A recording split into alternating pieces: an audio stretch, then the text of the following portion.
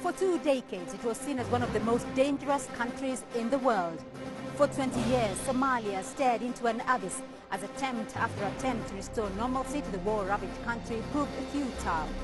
Well, 2012 marked a turning point in this war-ravaged country, and on the sidelines of the African Union Summit in Addis Ababa, Ethiopia, Somalia's new president, Sheikh Hassan Mohamud, talks about his country's past, its present, and its future.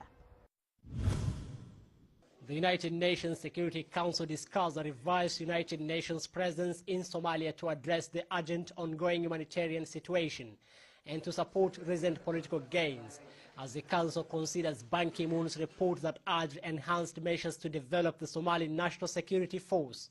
Ban Ki-moon's recommendation to the Security Council is adoption of new interactive options with Somalia, as well as consideration to lift the arms embargo. The support to Somalia will come in different forms. There will be direct bilateral support from various governments. Then there will be multilateral support from international financial institutions like the World Bank, the African Development, the International Monetary Fund. But there will be assistance through the United Nations with its 22 agencies. The 15 Nations Security Council deliberated on new UN support and commitment towards Somalia in a Security Council meeting with the Somali Foreign Affairs Minister Fauzia Yusuf. The UN Assistant Secretary General for Political Affairs Taye Brook Zerihun outlined the new UN mission to include good offices, advice and assistance on security, peacekeeping and state building, human rights and assistance for coordination of international aid.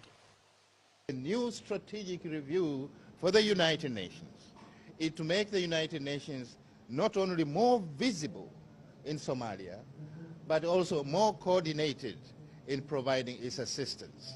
And we are going to make a strong case to the General Assembly and the Security Council for increasing assistance in the various areas. Should the Security Council approve, the United Nations will set up offices in Somalia to provide enhanced support and meet humanitarian objectives. The United Nations Security Council will as well make a decision whether to expand the AMISOM mandate to add a maritime component, even as the Somali Foreign Affairs Minister told the Security Council that there was no compelling need at the moment for an AMISOM naval force. Mohamed Tirmoge, CCTV, Mogadishu. Your Excellency, thank you very much for your time. Now, 2012 was a historic year for Somalia. You had historic elections, you had a new constitution. Are you satisfied with the pace of reconstruction currently taking place in Somalia? Yes, I am. Somalia went through a long time for a prolonged transitional mechanism for 12 years, which is very exceptional compared to the other post-conflict histories in the world. And at least now we smoothly exit that transition. And the sensitivity of transition is that many times when transition is ending, it will end with conflict. Unfortunately, Somalia has ended with very smooth transition, and now we are not transition, we are a permanent government. And we have so many problems. We have so many tasks that were supposed to be dealt with during transition, but we're very much satisfied the way the transition has ended. What is your top priority? We have developed our vision through a document called the beginning of new foundations, which consists of 6 pillars, called the 6-pillar policy framework. Those 6 pillars are our priorities. The problems of Somalia is too much, too long, the list is endless.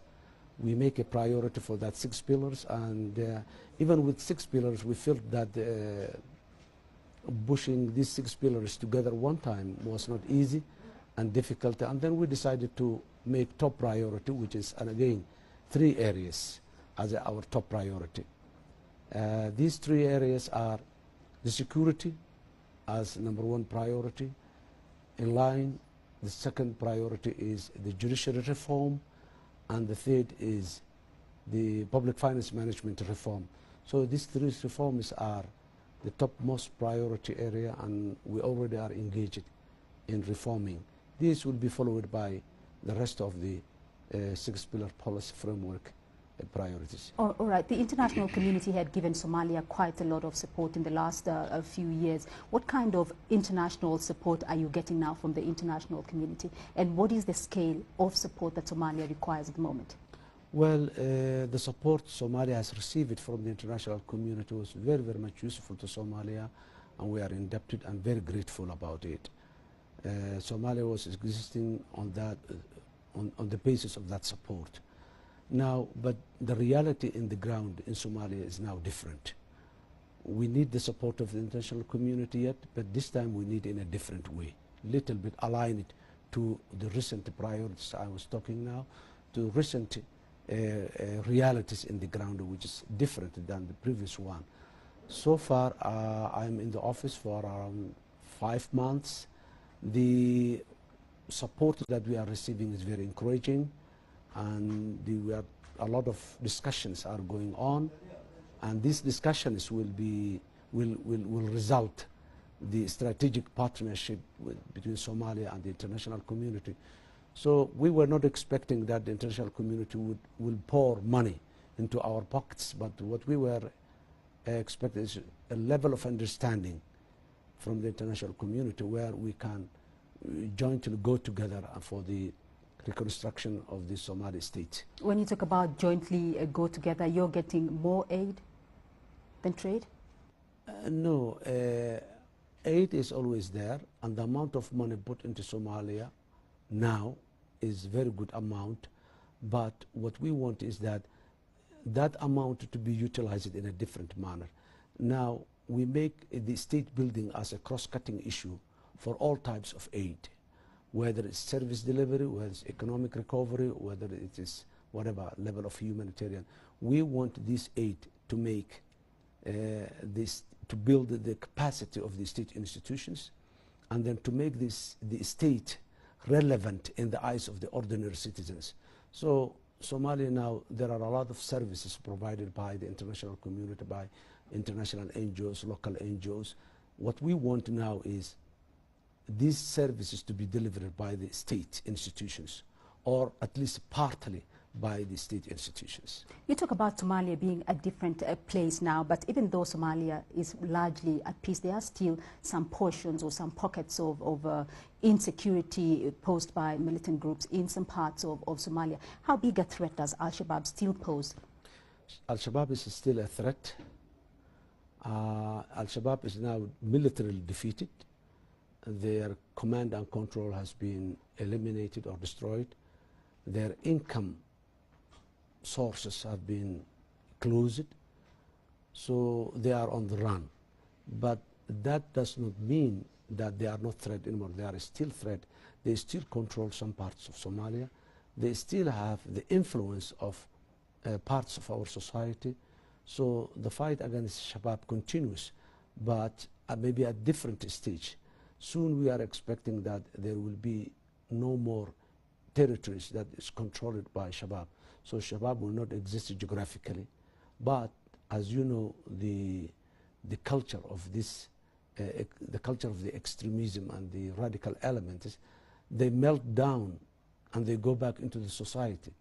Picking them up from the society is another issue. Those who need to be picked up and transforming those they have been brainwashed for the last couple of weeks.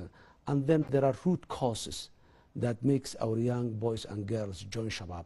This government now is preparing itself to address these root causes. But the Al-Shabaab have not only been a problem for Somalia, but for the entire region. How big a risk does Al-Shabaab still pose to the greater Horn of Africa region and across Africa? Shabaab and in natural, the extremist institutions and networks, they are very fluid. They move from one place to another, and they are interlinked. They have networks that interlinks them. There were evidences that shows that there is a link between Al-Shabaab in Somalia and the Boko Haram in Nigeria. So I can imagine that there is a link also between Al-Shabaab and those who are fighting in Mali or in other place in the African continent. And their nature is when they decline somewhere, they move and go to other.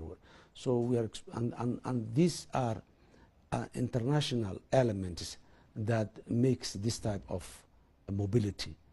So I can imagine, and I'm sure it will soon be clear, that elements of the Shabab or Al-Qaeda or assisting the Shabab will be moving from Somalia to other parts of the African continent or even to the Arabian Gulf.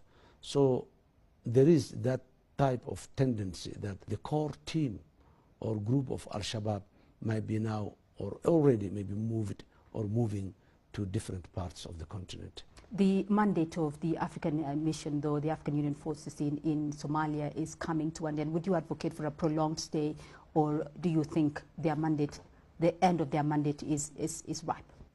Well, the end of their mandate is now coming short, but we have clearly told the international community, the African Union, the United Nations, and even our fellow Arab countries that the AMISOM forces are still useful to Somalia. They didn't finish it, the business. We need them to finish the business.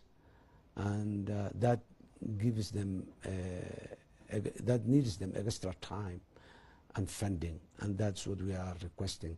Of course, there will be, we are also focused on putting emphasis on building our own security forces so that in the future they will replace AMISOM at the right time, the earliest the better.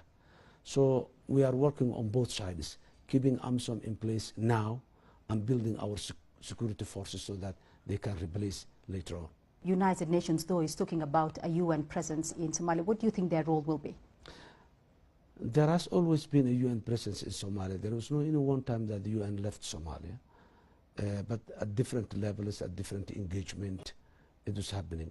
This is a time now we are talking, the realities in the ground in Somalia is now different than the past, and we are demanding the UN now to also make adjustment which they did or doing now. They sent a UN review team to Somalia who make all the necessary discussions with the Somali authorities and governments at different parties. And now they will be coming up a report that they will present it to the United Nations Security Council so that a complete reform will come. So UN has been always there and they will be there. There is no question of whether the UN will remain in Somalia or not. But the question is the level and the type of engagement. Now, we clearly shared with the United Nations that we need one United Nation. We have difficulties with a United Nation with multiple heads or multiple doors to knock. Our motto in that regards on that is when we need a UN, we only wanted to knock one door, and how possible technically to have that one door is the discussion that's going on within the circles of the United Nations. There's always been a United Nations presence in your country, but let's compare that with the United Nations presence with the forces in the DR Congo, where they were criticized recently that, even as a peacekeeping mission, they just stood by when, things went awry. I mean, is there still really a need for that in your country, do you think? Maybe at a later time, but right now, what I'm saying is that the realities in the ground today, green helmets are more appropriate than blue helmets. The African Union forces are more appropriate today. But even then, we need the United Nations in different areas, in terms of supporting AMISOM, in terms of logistics, in terms of political support. We need we don't need UN only on military aspect.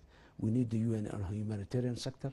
We need the UN on political level, on the reconciliation, on the state building contract, we need so many areas on service delivery. We need so many areas in the United Nations.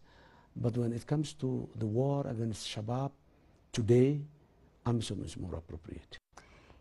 Somalia is now at peace. The situation on the ground, as you put it, is different. Is there a danger in any way of Somalia relapsing into chaos at any time? I don't think it can happen, but I don't think that there is a chance that Somalia will go back into a civil war. How have you dealt with the issue of warlordism, though? The issue of warlordism was one of the cycles, and it's already finished before I came even. There's no warlord today in Somalia. and Shabab has even was part of the conditions that eliminated the warlordism. So we don't have warlords today, and we don't want to be established again.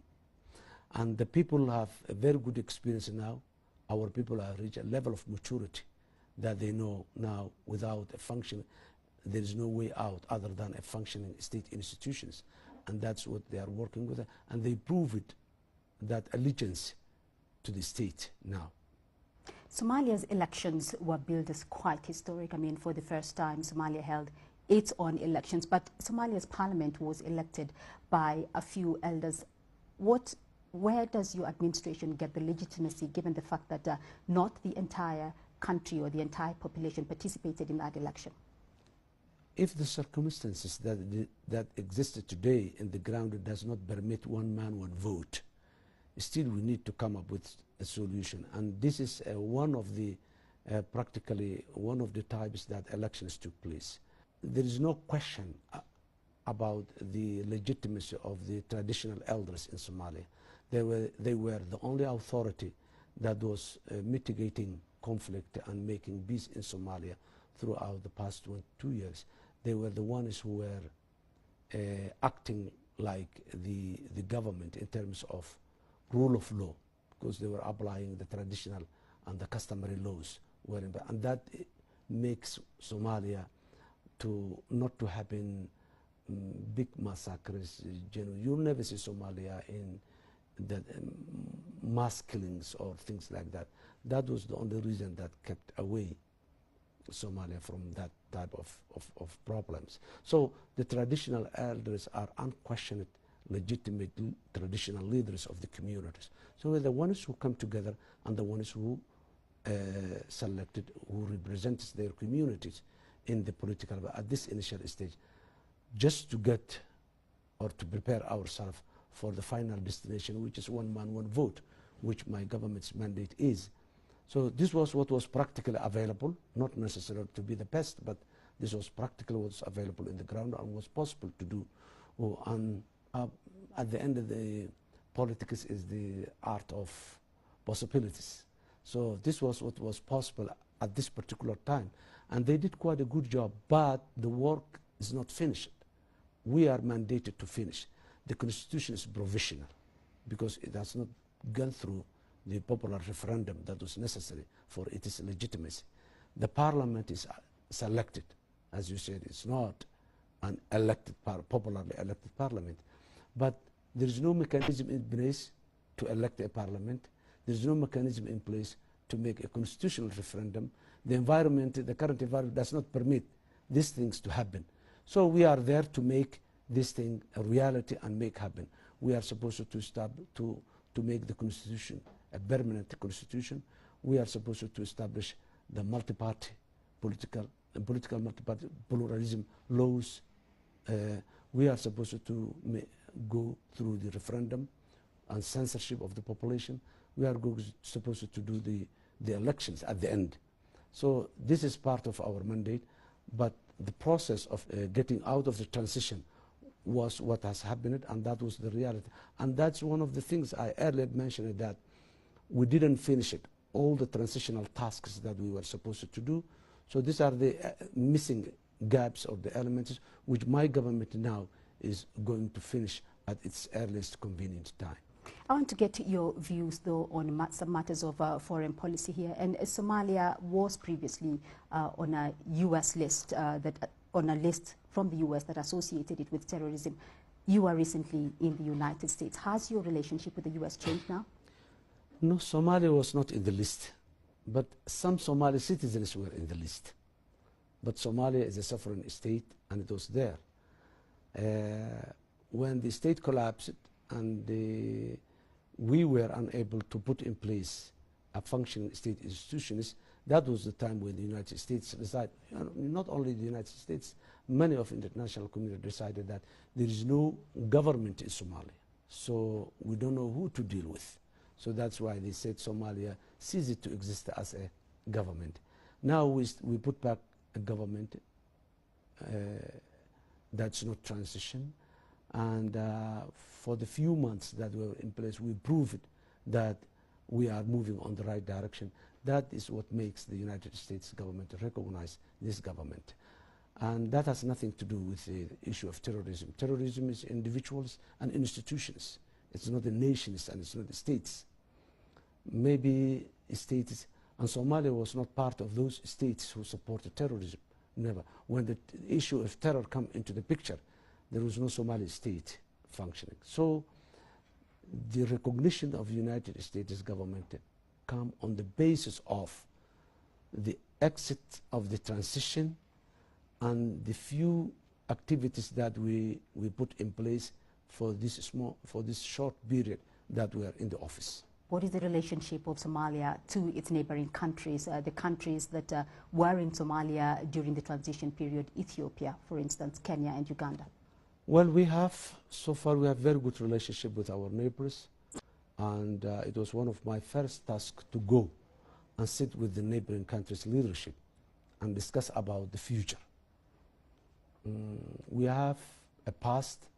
Some of our past history might not be very beautiful, but what we are more focused is on the future, in the future. How do we move from where we are? Of course, since there was no state in Somalia and there was this element of terrorists and all this that has been suspected to be operating inside Somalia, the neighboring countries have their own concerns regarding the security because there was no government to deal with. Now at least they realize it and they believe that there is a government to deal with. We visited Djibouti, Ethiopia and Kenya, and we discussed with them on many issues, not only the security, but even the trade, economic integration, the issue of refugee. We have the largest population of refugees in the neighboring countries. So we have been discussing and we agreed on establishing mechanisms that work for us. For example, we have an agreement with Kenya and Ethiopia that indicates that we can have joint cooperation commission among us, whereby we can discuss on the concerned matters. Before, such platforms were not there. Now we have one with Ethiopia, we have another one with Kenya. So that's where we are now moving together and working at long-term issues, even for the economic issues like economic reintegration. Well, those countries still have concerns, of course, with their porous borders. What would you say to those countries? Well, all that we said is that let us establish mechanisms that makes us work together. Alone they cannot do, and we cannot do alone. We have more than 2,000 kilometers of border, which is porous, as you rightly said. But we believe that if we work together and establish and put in place mechanisms that work on the border, cross-border issues, which security is one, immigration is another one, trade is another one. So we are working to put in place that type of mechanism so that Somalia and its neighbors will be comfortably working together.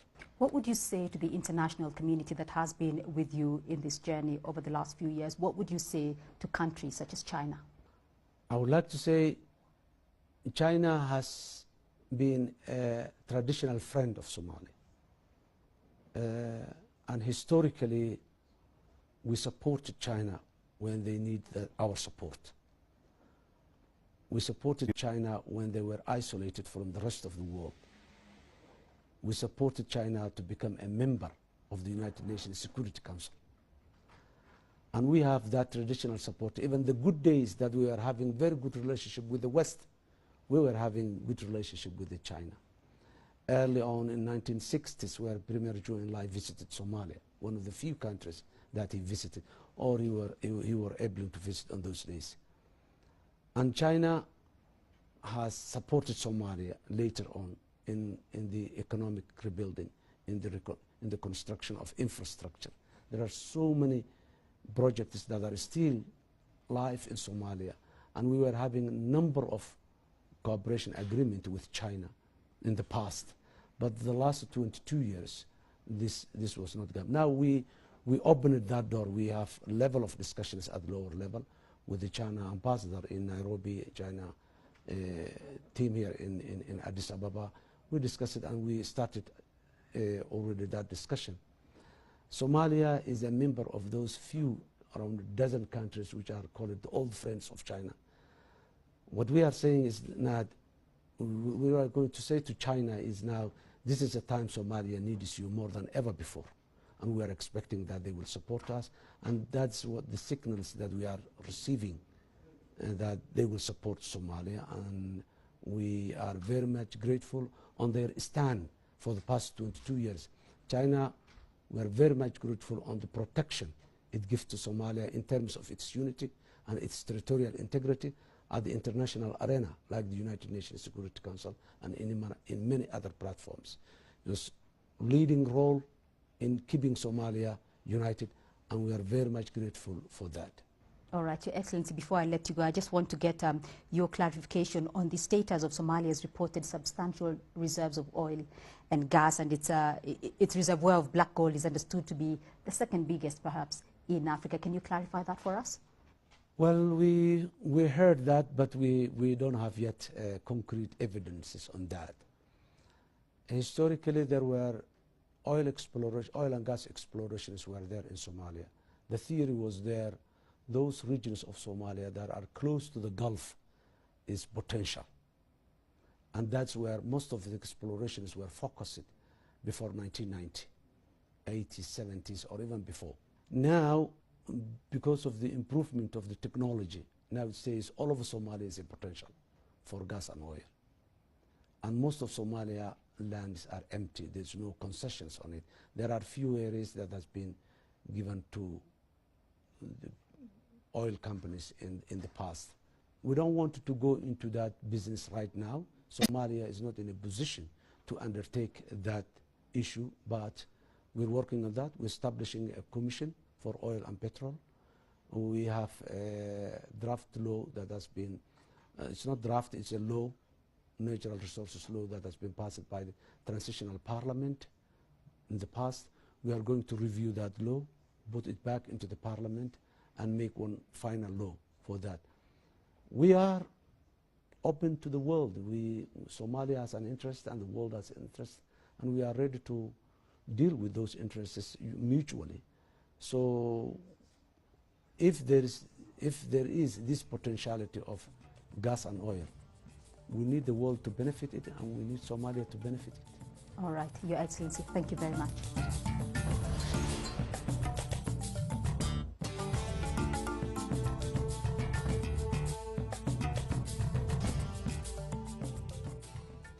As well as consideration to lift the arms embargo. The support to Somalia will come in different forms. There will be direct bilateral support from various governments. Then there will be multilateral support from international financial institutions like the World Bank, the African Development, the International Monetary Fund. But there will be assistance through the United Nations with its 22 agencies. The 15-nation Security Council deliberate on new UN support and... but also more coordinated in providing its assistance. And we are going to make a strong case to the General Assembly and the Security Council for increasing assistance in the various areas. Should the Security Council approve, the United Nations will set up offices in Somalia to provide enhanced support and meet humanitarian objectives. The United Nations Security Council will as well make a decision whether to expand the AMISOM mandate to add a maritime component, even as the Somali Foreign Affairs Minister told us.